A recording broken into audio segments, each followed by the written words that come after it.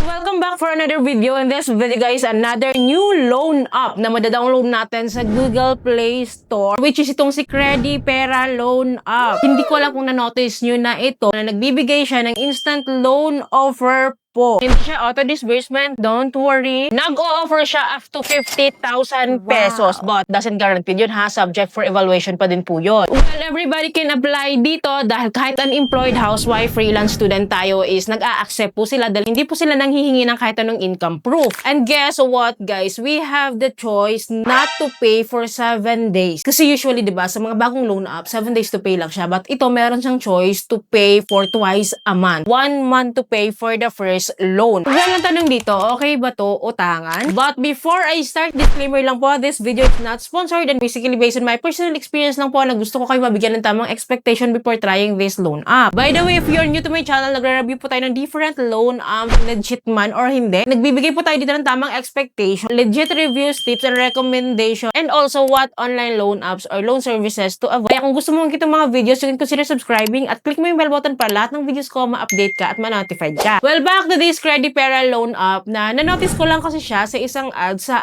IG at nakalagay doon na loan app siya. Obviously naman is loan app po talaga siya. Kasi may loan offer siya, may loan term siya. Kinli ko yung nag-direct po tayo agad sa Google Play Store. Well, dito po no, kunting-kunti pa lang po yung reviews niya at meron pa lang siya 1,000 plus downloads. So, bago lang po siya na kasi this month lang din siya na-release. Or we really don't know kung this month ba talaga siya or nagbago lang siya ng pangalan or bagong palit lang siya. So, anyways, no, alam ko naman nandito ka para alamin mo ano bang meron dito kay Credipera Loan App. Kung wag mo munang i-download, no, keep watching muna. Anyways, under po pala siya kay Gulzara Lending Investor Corporation na sinasabi niya na siya na po ay SEC registered. At tinignan ko agad po sa SEC website under sa list of recorded online lending platform po, pero hindi ko siya makita doon, yung registration niya. Well, dahil available nga po siya sa public, no, at worth it siya silipin dahil bagong loan app nga po ito. So, let me try first. So, dinownload ko po yung app. And then, ito po yung bubungod sa atin, itong information collection policy po nila that I need to agree for me to proceed. Pwede naman mag-disagree. Pero guys, kukulitin talaga kayo niyan to agree upon application. Kaya nag-agree na ako dito dahil alam na alam ko na yung mga ito kalakaran, no. So, anyways, here po sa homepage po ni Credipera Loan na po, nag-offer na po sila ng maximum credit po of 50,000 pesos. And again, doesn't guaranteed to ha. Subject for evaluation. Here po, we need to input our mobile phone number and then after po niyan, magpapadala po sila sa atin ng verification code at ang nagpadala po sa atin ay si Future View. So basically, ito yung verification code niya. So ito yung i-enter ko. Anyways, after this one po, is I need to allow daw po to upload the SMS information and image information. So in-accept ko lang po ito and then po, after po niya, nagbago po yung ating loan offer, no? From 50,000 pesos kanina, naging 20,000 pesos na lang po yung ating maximum loan offer dito. Time to time, nagbabago po ito. But, hindi pa po ito final ha. So anyways, click natin tong apply now. And then after po nito, we need to undergo their application process na po. So here po, we need to input our personal information guys. And then dito po nagtatanong sila ng ating mga overdue loans, existing loans. So sasagutan lang naman po natin yan. And then after po niyan, dito sa baba, nagtatanong din po sila about our educational level, type of housing, marital status, monthly expenses. And then after po niyan is the contact information which is email po yung hinihingi nila dito. And then dito sa baba guys, no, is the work information na. So dito po tinatanong yung ating income details, employment details. Well, ito po yung employment status po nila, no, na ina-accept po nila. Sinasabi ko sa inyo na nag-accept sila kahit tayo ay unemployed student, housewife, freelance work, part-time, full-time job. So ang kilik ko lang po dito is unemployed. Para kung ma-approve yung unemployed, approve kayo lahat. Kasi unemployed na yun. Approve ang unemployed, ibig sabihin ma-approve lahat. And this is followed by our contact references na po or the character references na po. So dito po nanghihingi po sila ng 3 character references or contact references po at magdadirect po ito sa ating phone book list. So we don't need to fill up po. So i-ready na lang po natin. So anyways, after filling up this one po, this is followed by the identification na po or the ID information. And for you to have an idea, ito po yung mga IDs po na tinatanggap po ni Credipera Loan App. Ang dami po mga government IDs po na available dito at isa lang po yung pipiliin po natin. And for me, I choose my voter's ID lang po. And then after that, pipicturean po natin right away. Kapag napicturean po natin yan, mag-auto capture po yung details niya dito like our ID number, date of birth, yung full name po natin, kailangan natin fill upan and yung ating gender. And after po nyan is our self-verification na po. Magsa-selfie lang po tayo dito. Sundan lang po natin yung instruction and right away po is the withdrawal account na. Pipili po tayo dito either e-wallet or bank account po. So for me, kapag mga ganitong loan app po, e-wallet lang po talaga yung choices of disbursement ko po. So dito si GCash, si PayMaya, si GrabPay. And for me, I choose GCash account lang po. Then after po nito, magka-countdown na po siya in 5 seconds. And then meron na po agad tayong loan offer. Instant loan offer po yung binibigay nila sa atin as first timer po. Na-offeran po ako ng 4,000 pesos. I can withdraw this one po from 1,500 up to 4,000 pesos. At kung makikita niyo po yung aking loan terms dito, meron po akong dalawang choices dito. 2 terms po sila parehas. Meron tayong choices dito if every 15 days ba yung aking payment dito. And then kung gusto naman natin mabilis matapos yung ating payment, pipiliin naman natin tong 7 days times 2 terms. So for the 15 days times 2 terms po, no, ito po yung breakdown of repayment ko. So lumalabas lang po dito na 3 period siya, no, pero kasi ang katotohanan niyan, sa pang 3rd period ko po is yung last installment daw po is mawi-waive siya kapag on time kung mabayaran yung 1st and 2nd term. Kaya lumalabas 2 terms lang din talaga siya. And from the moment that I'm trying this loan up, within 15 days to pay po talaga siya. So lumalabas po twice a month. 1 month to pay ko siyang babayaran. Kinumpit ko lahat, no, yung aking babayaran dito. Based dito sa repayment details ko po. So lumalabas guys na 29.95% yung interest rate nila. So lumalabas lahat as 15% every 15 days yung kanilang interest rate or yung kanilang effective interest rate. So ang tanong kasi dito, buo ko kaya siyang matatanggap? Kasi nga 'di ba mataas na yung interest rate na ito eh. Mataas na ito guys. Pero this is quite better din sa mga ibang nagsa 7 days to pay bagong loan up na almost 50% yung kanilang interest rate. Pero hindi ko gina-justify na okay siya ha. Kasi sa interest nga mataas pa din po ito. Pero sabi ko nga sa inyo dahil sobrang dami ko ng loan up na na-try, this is quite better yung interest rate niya compared nga sa almost 50% na interest rate ng ibang loan up. Well, nilipat ko siya sa 7 days times 2 terms. So, dito po, every 7 days naman po yung ating repayment dito. So, medyo mabilis lang siya. Parang 15 days to pay lang siya. And wala naman din pong pinagkaiba sa ating babayaran. So, bakit natin pipiliin ang 7 days kung ganun din naman yung babayaran natin? Ganun din naman yung interest rates natin, di ba? So, pipiliin natin every 15 days yung repayment. Well, sinubukan ko siya, no, para malaman ko nga po kung buo ko siyang matanggap. Kasi nga, para may idea kayo. Kasi ako na nag-take ng risk dito, no, para kung sakali ma-approve po ako, at least meron kayong idea na buo ko siyang natanggap or not. Kasi hindi siya malinaw dito, no, hindi siya sobrang transparent talaga. Ang pinakita niya lang yung repayment details. Hindi niya pinakita kung magkano yung amount na ma-receive ko. Kaya gusto kong alamin siya. So, kinlik ko tong click to get cash dito sa baba. And then, agad-agad reviewing na daw siya. And then, after po nito, antay lang daw po ako for 5 minutes daw. So, nirefresh ko lang siya nung nirefresh. So, antayin lang po natin ng saglit. Well, for me to know po na ako po ay rejected dito agad-agad, no? So, nakalagay dito, sorry, your qualification did not meet the requirements for applying this product. So, balik daw ako. I can reapply again by January 27, 2026. Next month pa. Nakaloka, diba? Na-approve nga tayo sa mga legit loan apps, no? So, ano pa kaya itong mga bagong loan app na ito na hindi nga sila visible sa SEC website? And then, bagong-bago nga lang po siya. And then, na-disapprove ako, guys. So, sayang, no? Hindi natin nalaman kung buo ba talaga siyang matatanggap, kung it is what it is ba talaga, based doon sa loan repayment niya sa akin. Well, I cannot say na marirecommend ko siya kasi sabi ko nga sa inyo po, no, kanina nakita naman natin yung interest rate niya, mataas na rin yun. Pero kung buo siyang matatanggap at nangangailangan tayo, we can consider this one. Pero nga, hindi nga kasi ako na-approve. Kaya I suggest po, basa-basa kayo dyan sa comment section about Credipera sa mga na-approve na, sa mga nakapag-loan na po dito para may idea kayo before trying this loan app. Well, don't worry, palagi pa mag-a-update sa inyo. Kaya dapat po nakasubscribe po kayo and click yung bell button para lahat ng videos ko is updated and notified po kayo. So, yun lamang po. Thank you for watching this video. See you in my next video. Bye!